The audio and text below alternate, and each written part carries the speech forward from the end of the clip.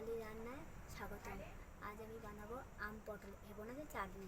তার জন্য আম নিয়েছি, আম, পটল, 5 ফোঁটন। এবার আমি একটু কড়াটা বসিয়ে দিই,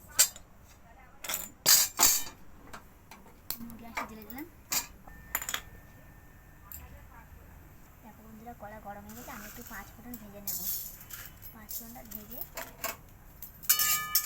আমি গুঁড়ো করে নেব। দেখুন বন্ধুরা, ভাজা হয়ে গেছে। এটা আমি গুঁড়ো করে নেব।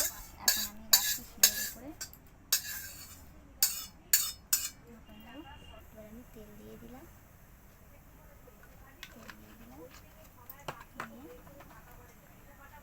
দেখুন পটলটাকে এরকম গোটা গোটা কাটবে আর পিছনে এরকম চিড়ে চিড়ে নিয়েছি, যাতে আমটা ভালো করে ঢুকে। একটু লবণ মাখিয়ে নিলাম। এটা কিন্তু আম বন্ধুরা বাটবো আমি। হলুদ মাখিয়ে নিলাম, হলুদ আর লবণ মাখিয়ে নিয়েছি। নিয়ে এবারে কড়া গরম হয়ে গেছে, কড়াইটা ছেড়ে দেবো এক এক করে।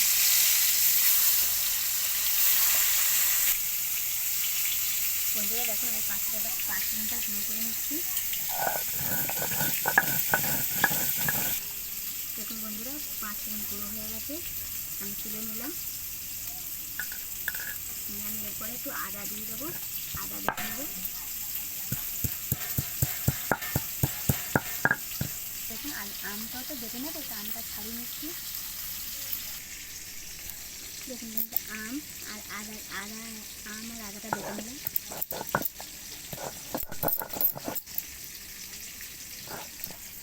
দেখুন বন্ধুরা, আম আদা বেটে নিয়েছি।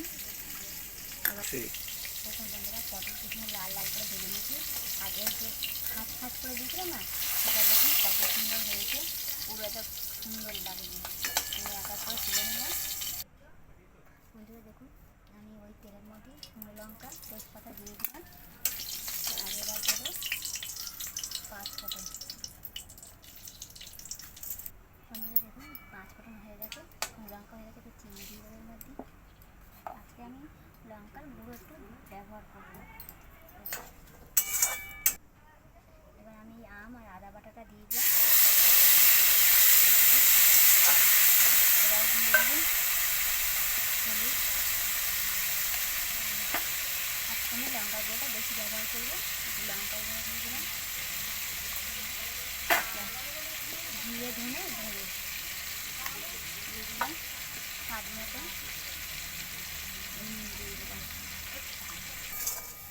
দেখুন বন্ধুরা, এই কিন্তু তেল ছেড়ে দিয়েছে। এবার আমি হালকা একটু জল দেবো।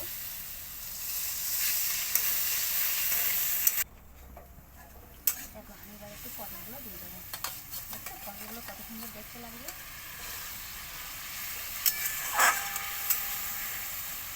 দেখুন বন্ধুরা, কত সুন্দর কালার এসছে। এই যে সুন্দর কালার এসছে। এবার আমি একটুখানি গরম মশলা দেবো, হালকা করে, এই দেখুন একটুখানি গরম মশলা দেবো।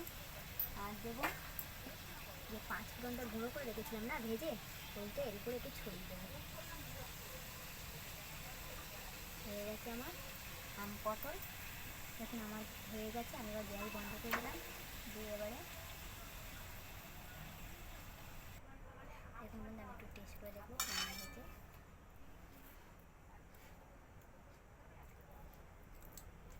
খুব ভালো হয়েছে, খুব টেস্ট হয়েছে। বন্ধুরা, ভিডিওটা ভালো লাগলে লাইক কমেন্ট শেয়ার করবেন আর চ্যানেলটা সাবস্ক্রাইব করে আমাদের কাছে পাশে থাকবেন, যেন সর্বপ্রথম ভিডিওটা আপনার কাছে পৌঁছে যায়।